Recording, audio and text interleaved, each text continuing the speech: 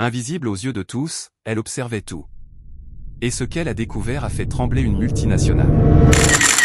Camila Santos, une mère célibataire de 28 ans, se réveilla et trouva le PDG de Mitchell Corp, David Mitchell, en train de préparer le petit déjeuner dans sa cuisine.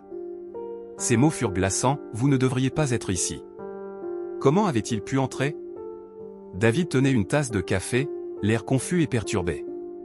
Camila, qui travaillait depuis 3 ans comme femme de ménage pour Mitchell Corp, était stupéfaite. Ce n'était pas seulement un intrus, c'était le PDG arrogant et insensible qu'elle avait toujours observé au bureau. Je ne sais pas comment je suis arrivé ici, admit David, tremblant légèrement. Camila frissonna. Sa fille Isabella dormait sur le lit, et cet homme s'était retrouvé dans leur appartement sans qu'elle comprenne comment. Ma fille, commença-t-elle en se précipitant vers la chambre. David l'arrêta, elle dort paisiblement. Je n'ai rien fait pour la déranger. Camila sentit que quelque chose clochait dans toute cette histoire. David Mitchell, connu pour son arrogance et son mépris des employés subalternes, semblait vulnérable et perdu, une facette que Camila n'avait jamais vue. J'ai besoin de ton aide. Il y a quelque chose que j'ai oublié, supplia-t-il. Camila croisa les bras. Pourquoi je t'aiderais? Tu ne connais même pas mon nom. David, gêné, répondit, je sais. Tu travailles tôt le matin, tu es invisible aux yeux de la plupart. Un éclair de reconnaissance ou de culpabilité traversa ses yeux. Le téléphone de Camila sonna, c'était Rebecca Mitchell, vice-présidente et sœur de David. Sa voix glaciale annonça immédiatement une menace, nous savons exactement où mon frère a passé la nuit. C'est ton opportunisme que tu vois comme une chance de nous faire chanter. Camila sentit la colère monter. Rebecca proposa $5 000 pour faire disparaître l'incident, une somme énorme pour elle, mais elle savait que la vraie opportunité était bien plus grande.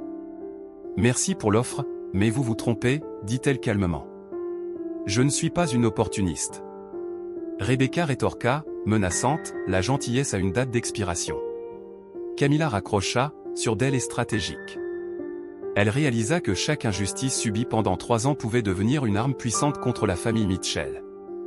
David, impressionné et inquiet, comprit qu'il avait sous-estimé Camila. Camila ouvrit son ordinateur et révéla des dossiers soigneusement organisés, enregistrements audio, documents et preuves de conversations compromettantes, collectés en 3 ans. David pâlit en voyant la profondeur de sa préparation. Elle montra une réunion du conseil où Rebecca planifiait le licenciement de 200 employés tout en s'octroyant des bonus de $2 millions. La corruption et l'injustice étaient désormais documentées, incontestables. Camila expliqua à David qu'elle avait toujours agi pour survivre et apprendre. Ce qui différencie les faibles des puissants, c'est la capacité à transformer la souffrance en stratégie. La tension monta lorsqu'elle reçut un nouvel appel de Rebecca, menaçant de détruire sa réputation et son emploi. Camila, calme, répondit. Ce n'est pas une menace qui m'inquiète, mais une promesse que vous ne réaliserez jamais. Elle contacta Dr Marcus Hamilton, avocat spécialisé en droit civique, et l'informa de tout. Des plans stratégiques furent établis pour protéger sa fille et exposer les abus de Mitchell Corp.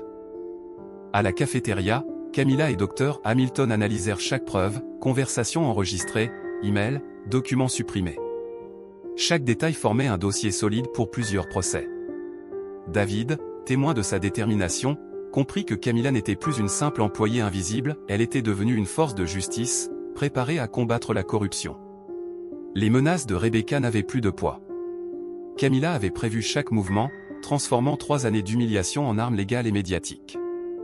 Le jour suivant, les journalistes se pressèrent devant Mitchell Corporation. Rebecca tenta de dissimuler ses crimes, mais Camila, avec Dr Hamilton, rendit publiques les preuves, exposant discrimination et corruption. David démissionna et promit de témoigner, reconnaissant l'intégrité de Camila. Rebecca, confrontée à ces crimes, perdit ses privilèges et fut isolée, payant le prix de son arrogance et de son mépris.